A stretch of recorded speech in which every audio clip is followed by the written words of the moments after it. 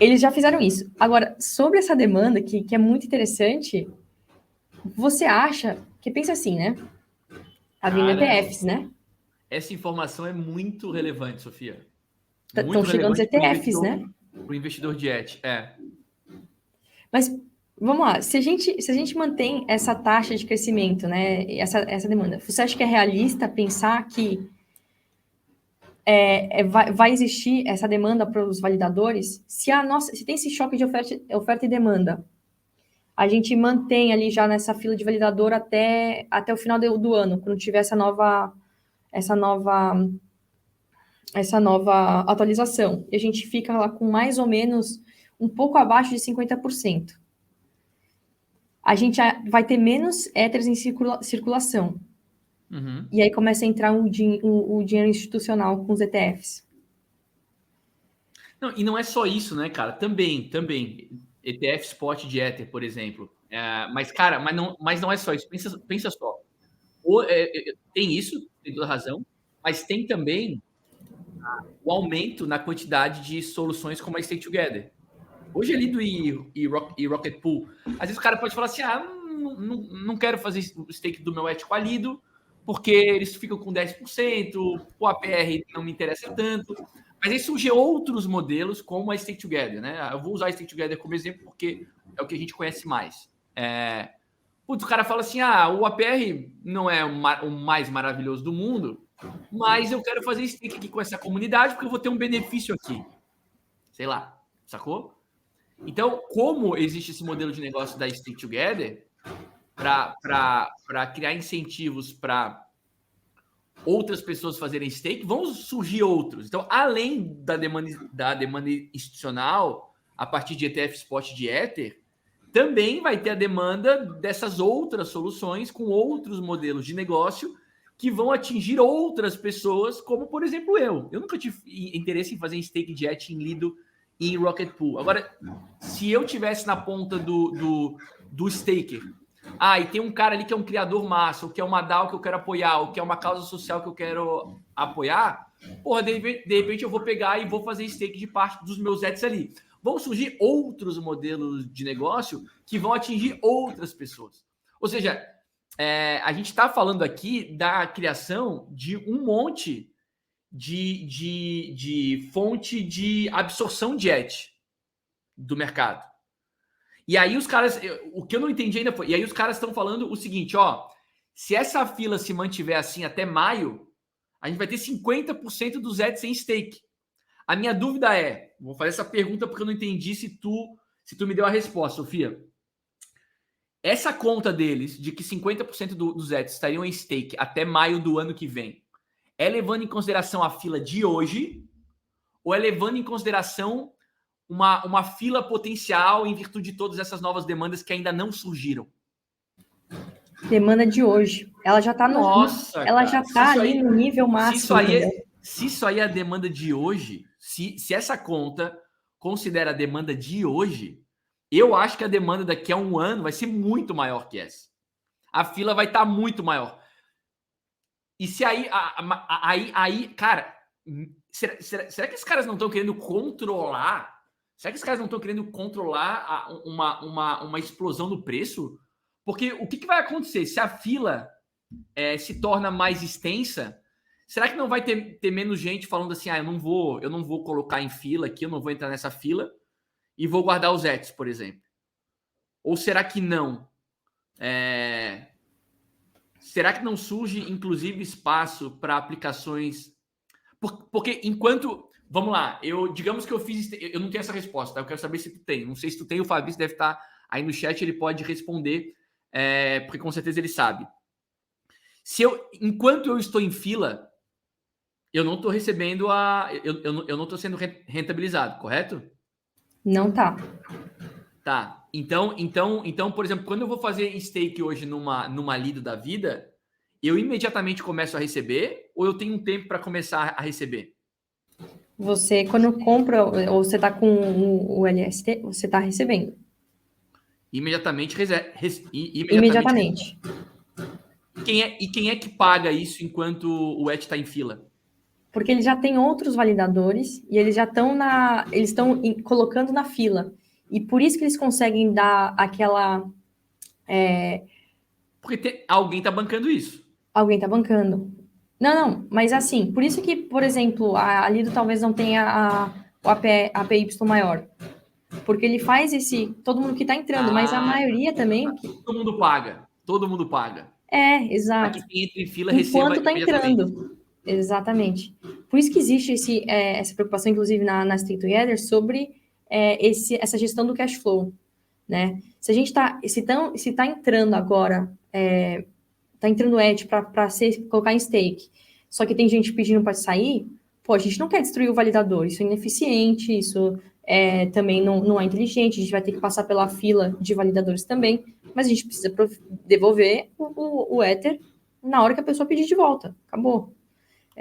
Então, sim, é uma questão muito grande que existe em questão dos validadores, dos solo stakers, e por isso também, sim, é uma preocupação deles, também é que você tinha perguntado lá antes. O solo staker, ele precisa esperar até o validador ser criado para começar a receber. Esse cara, ele espera.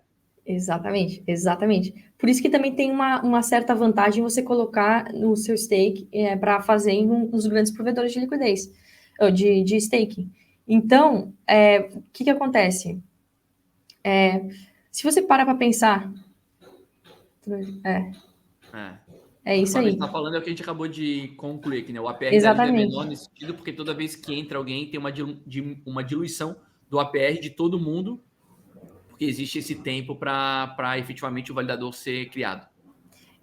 E essa parte, essa questão se a Ethereum está tentando controlar o preço, a explosão, eu acho que não, porque eles fazem outras propostas, como essa de aumentar o valor máximo que você pode deixar ali em colateral, né, em stake, justamente para tanto para ajudar o solo staker, para ele não ter essa preocupação de entrar na fila de novo, porque ele teria que passar por isso, mas também algumas outras EIPs que justamente visa dar uma ajuda para ele, né? A gente conversou o solo staker, então, ele demora mais tempo para começar a receber, mas quando ele efetivamente começa a validar, ele tem um APR melhor do que quem está fazendo stake, por exemplo, numa Lido ou numa Stake Together? Depende da habilidade dele de administrar o validador, né? Porque ele pode sofrer slash, ele pode cair, né? A internet. Verdade. Ou desligar a máquina. Verdade. Mas ele também seria o responsável por todas as outras recompensas, né? Ele vai ganhar um MEV, ele vai ganhar... Depende de como é administrado. Entendi. Cara, isso é muito interessante. Isso é muito interessante. Mas, assim, no final das contas, qual que é a conclusão, assim, né? Que parece certo. É que a demanda, a oferta de ETH vai diminuir cada vez mais, drasticamente, em pouquíssimo tempo, porque maio tá logo ali. Ao mesmo tempo em que, muito provavelmente, a gente vai estar iniciando um novo ciclo de alta. E aí a atividade na rede aumenta demais, a demanda por Ether aumenta demais, a queima de Ether aumenta demais, ainda tem o fator institucional que a Sofia levantou. A explosão, cara, quanto mais mais eu fico otimista. O cara que tem uma carteira composta só de Bitcoin está correndo um risco, acho, relativamente baixo e uma simetria gigantesca. É claro que, assim, vamos lá, o risco existe, né? Mas parece uma relação risco-retorno muito positiva. Muito positiva. Não, eu vejo isso aí, que nem... Parece que tá tudo alinha para essa explosão, né? Eu ainda não consegui, sabe, acho que entender o impacto do institucional, tá? Isso eu fico vendo o que o pessoal está pensando, o que eles estão pesquisando, como que eles chegaram nesse raciocínio e por que eles estão tomando as decisões que eles estão tomando. Só que, assim, tem coisa que chega pra gente, que eles disponibilizam, tem coisa que eles estão pensando agora já também, lá para frente. Exato. Então, eu paro para pensar nessa parte do institucional. Se o pessoal está entrando agora, já tem um monte de pedido de ETF de Ethereum, né? Cara, pensa na stablecoin. O pessoal pega, guarda ali a moeda que for, seja dólar, seja real, e enquanto está ali né, garantindo a stablecoin, eles estavam colocando nos títulos americanos ou brasileiros, né, para render a taxa livre de risco. Faz de novo depara com a Ethereum. Se esses institucionais que estão pedindo para fazer ETF de ETH pensarem dessa mesma forma e colocarem para ganhar um rendimento de staking livre de risco, mesmo que seja um percentual pequeno, Exato. eles estão ganhando ali uma bolada, entendeu? Que não estava, que não está na conta. Porque tem o APR, ele pode parecer desinteressante no primeiro momento, mas quando tu pensa o potencial de valorização que o ativo tem, né? Aí esse APR fica gigantesco, né? Exato.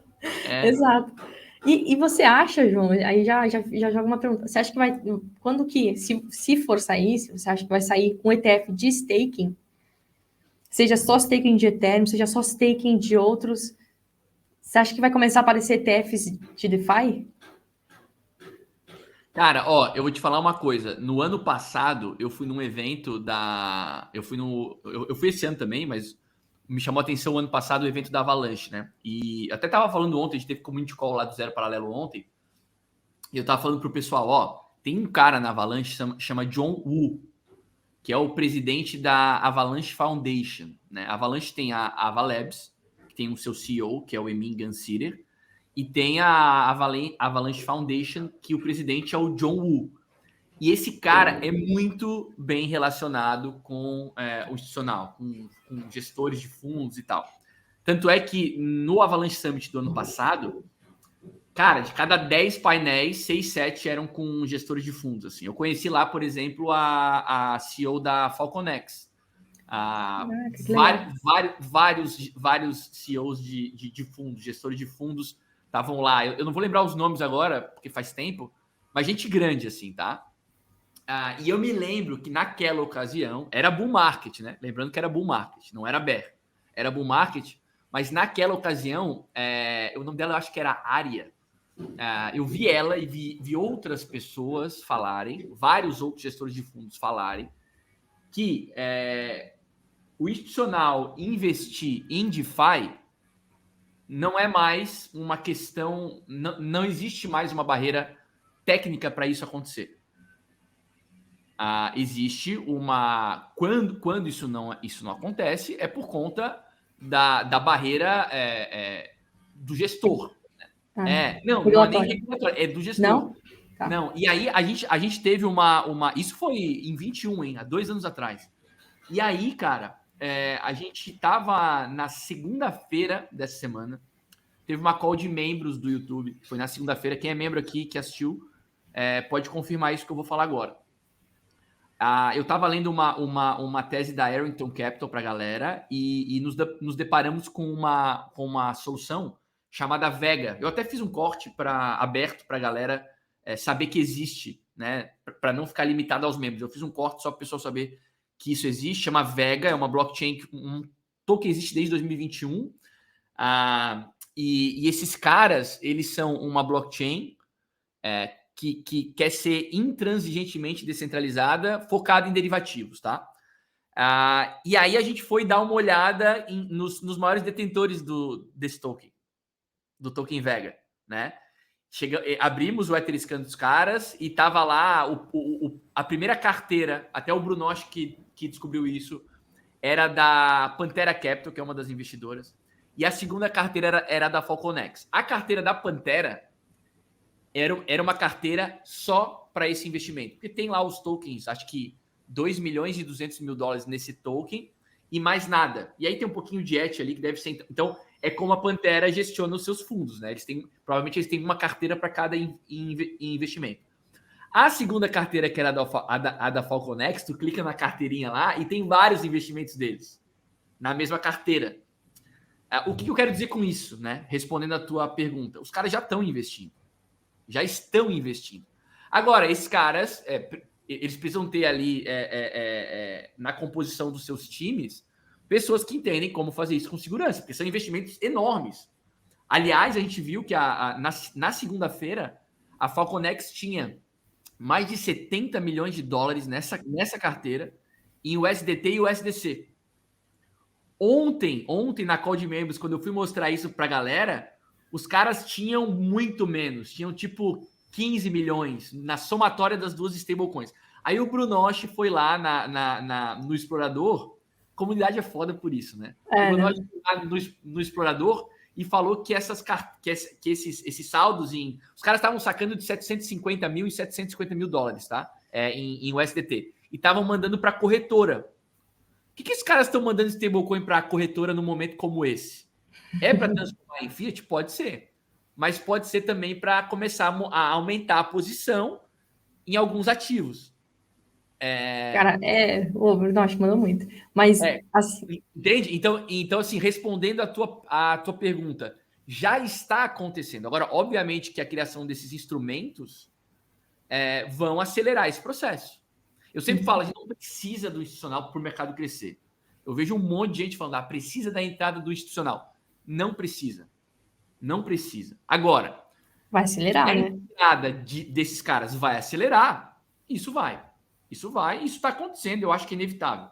Acho que é inevitável.